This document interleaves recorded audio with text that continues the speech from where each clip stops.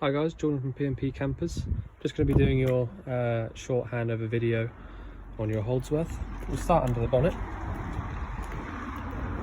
So on the left hand side we've got the starter battery, so the engine battery, brake fluid here, power steering fluid reservoir, fill up your engine oil from here, check your engine oil here, coolant goes in here, your air filter and bits and bobs are in there, and that's your fuel filter at the back. Do your diesel from here. You lock it by putting the key in there and turning it 90 degrees, otherwise it will just undo like that, come all the way out. I'll just show you where the actual bonnet release is. It's under the steering wheel, so it's just here on these models. I'll just show you whilst we're here. So we've got the lights, so we've got dip beam and main beam, and on the left hand side here behind, these are the indicators here at the front, and behind we've got the full beam, sort of how you use your full beam on, you know, from your lights at the front, main beam. So if you leave that up, it's not doing anything, put it down, your full beam will be on. And on the right, obviously we've just got the wipers there. So we'll carry on round now. I've put the beds out. Oh, sorry, this is the washer fluid here on the right. I've got the beds out at the moment, so I can show you how they look when they are out. So for now I'll go around the back. I'll show you on the inside through here. So the first thing you see when you come in should be this, the control panel and sort of the control area. So you got a Zig unit as a control panel, which is new, nice little old unit. So at the moment, on the left hand side here, you'll see it says car battery, and it is a little bit worn out, but at the bottom it says aux battery. So what you want to do, if you want to come in here and use your lights or use your fridge or anything like that, then you want to come in here and switch this down like it is here. So everything at the moment is currently running from your leisure battery only. If your leisure battery did go completely flat and you did need to light up your fridge or something like that, use some lights, then you can alternatively go up like that, which will be using your car battery. But obviously you don't want to do that too often, otherwise you'll drain it out. The next one along there, again a bit worn out, but you can just about make out it says pump. So at the moment, with it facing up like that, that means it's off. So the pump isn't doing anything. If I switch down, the pump will pressurize, and then we'll be able to use hot water, water from the tap, sorry. So your pump will be pumping around the water around the van, and that's all been checked on the habitation check, so that's all good. But we can switch that off for now.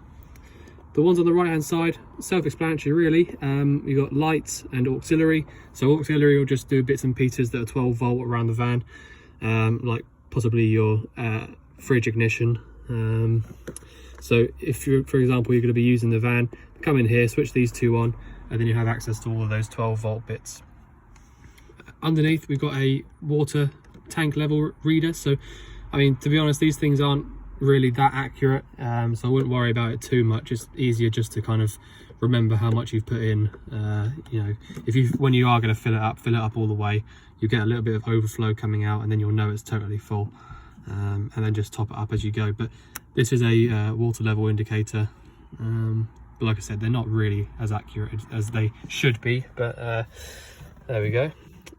So every single light around the van has got its own individual switch. So even these long ones at the top, they've got the switch on the right hand side, like so. All of those ones at the top, same way. If I show you in the bathroom, so these windows are quite good, so you can open them like this, and this bar is to sit down in this gap, and then that means it's totally, you know, it's not going anywhere. It's pretty tough, so you could leave that open in any weather really, if you wanted to, and then close it up like so. All the lights, again, same kind of light in the bathroom. This cupboard here has got a little latch on the right hand side, so if you open that like that, that will then open. And I'll show you.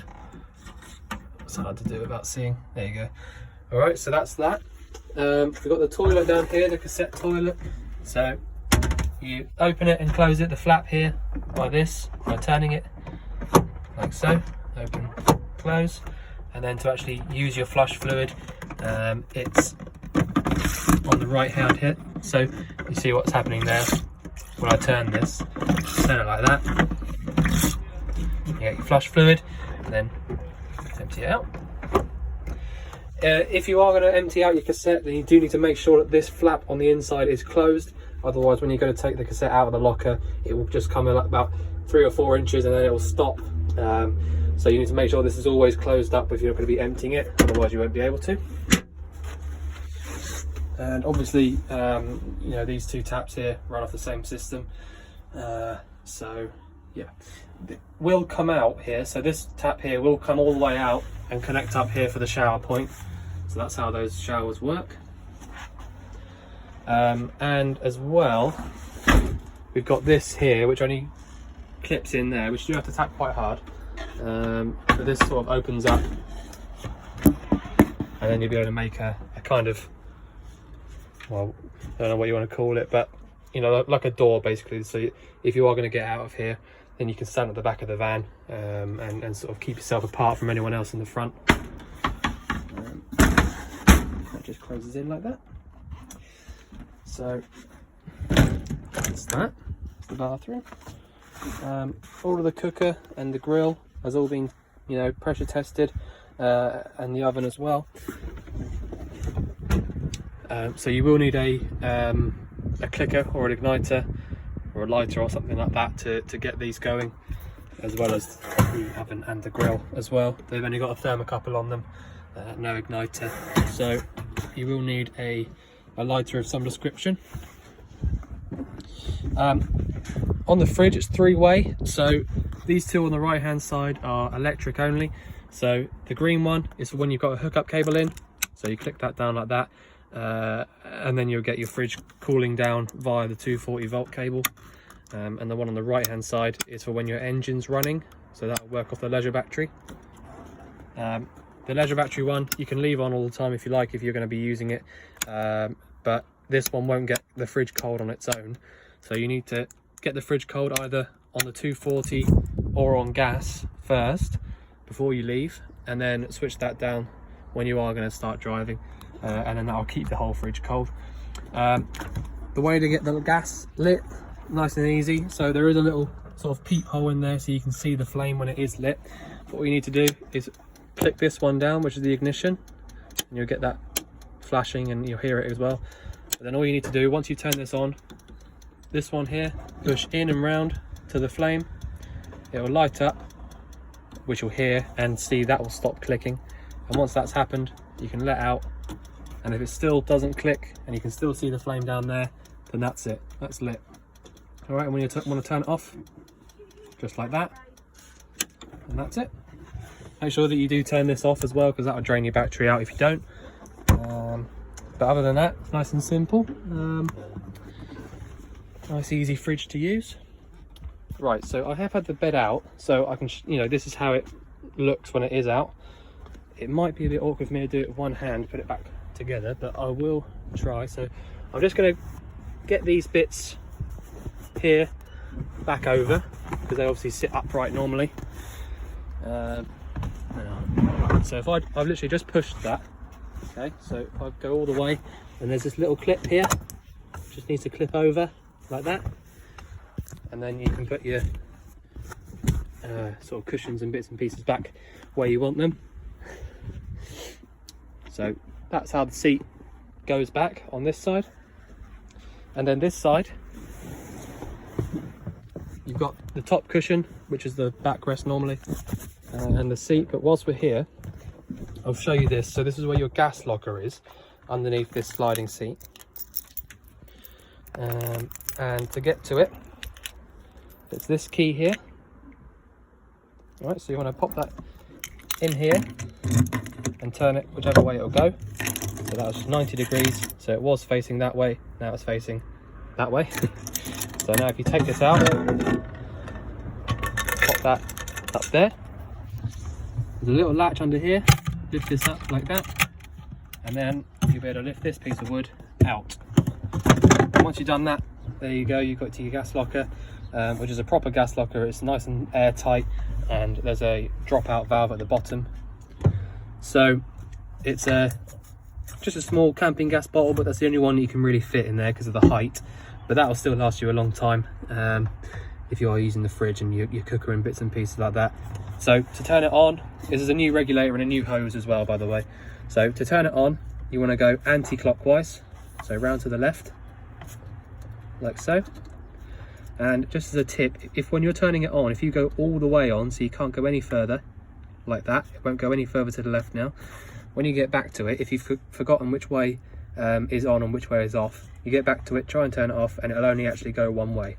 So clockwise, all the way around to the right, until it won't go anymore. It doesn't have to be very tight, but tight enough, and that's off.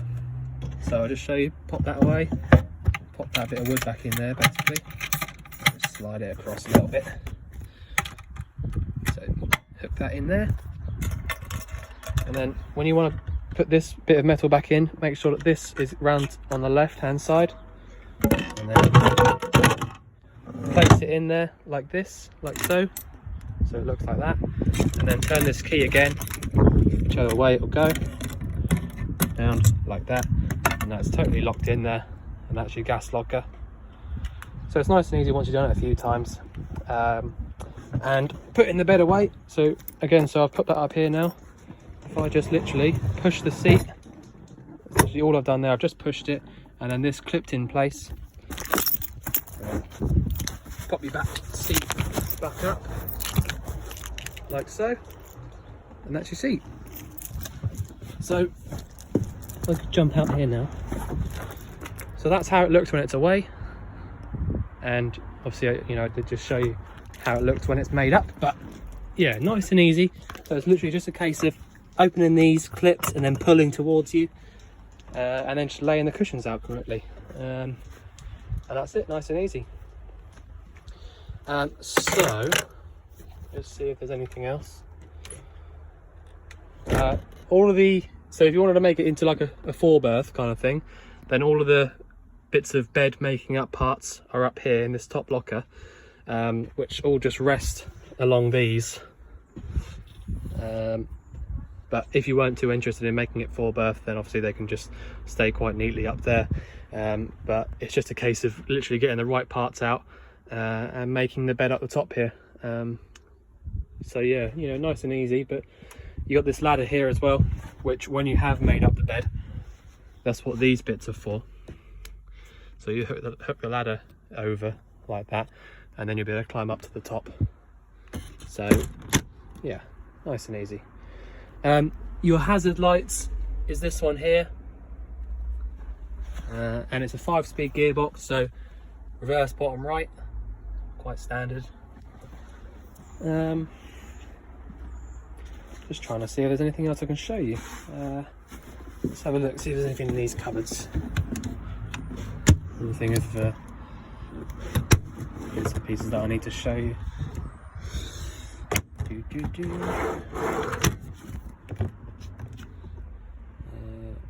So you got a couple of gas manifolds here.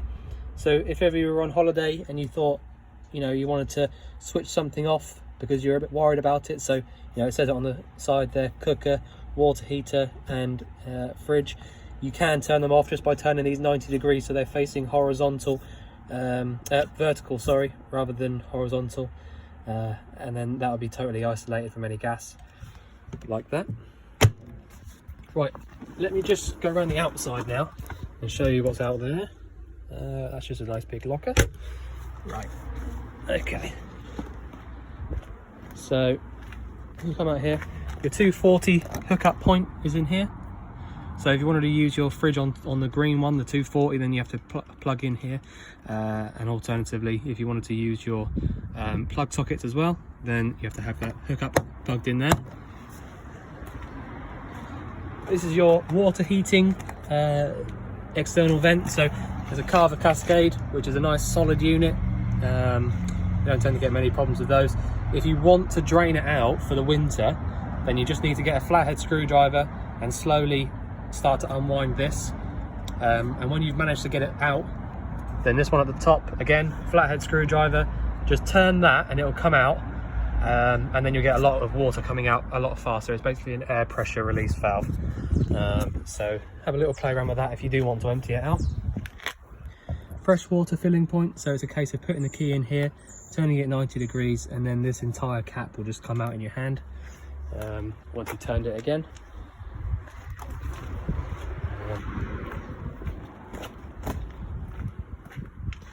There's no awning on the side of the van, but you have got the sort of mounting points for one, a drive away awning anyway, if you wanted to do that.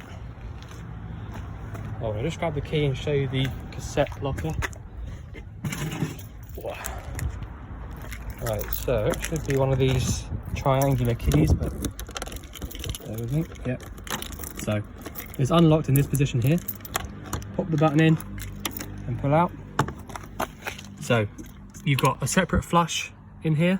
So if you pull this out towards you and unscrew the top, there should be pink fluid in there, which there is. It's basically a U-bend, so if there's water in there, then you'll have flush fluid. And then to take the actual cassette out, just like that. Okay, so like I was saying, if you ever can't, if the flap on the inside is open, you won't come any further than this. So what you need to do is go in there, turn the flap so it's closed, and then you'll be able to come out nice and freely like that. This has been lubricated, so it comes in and out nice and freely.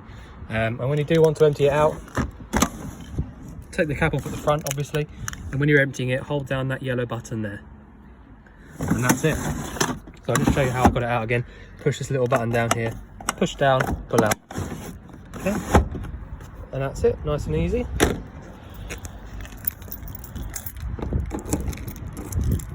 So, locked. All right, so you've got a freestanding table here, so you can pop that up in the middle wherever you want it, or in front of the sliding seat there perhaps. But yeah, I think that's about it. On the back doors, you want to shut the left hand door first. That's the door with the ladder on it, and then the one on the right, and then all the locks for doors are all pretty simple. So you'll see the button in here, so that's unlocked, that's locked, key out, that's all locked up. And then if I just turn the control panel off, so I'll show you how to do that. So literally, if you come in here and switch everything to the up position, so make sure the pump is up like that, so that means it's off as well, and then put this one in the middle like so, and that's it, that's all off. These are held up by these side panels, so if I show you, lift it up, put this down, then this will fold down.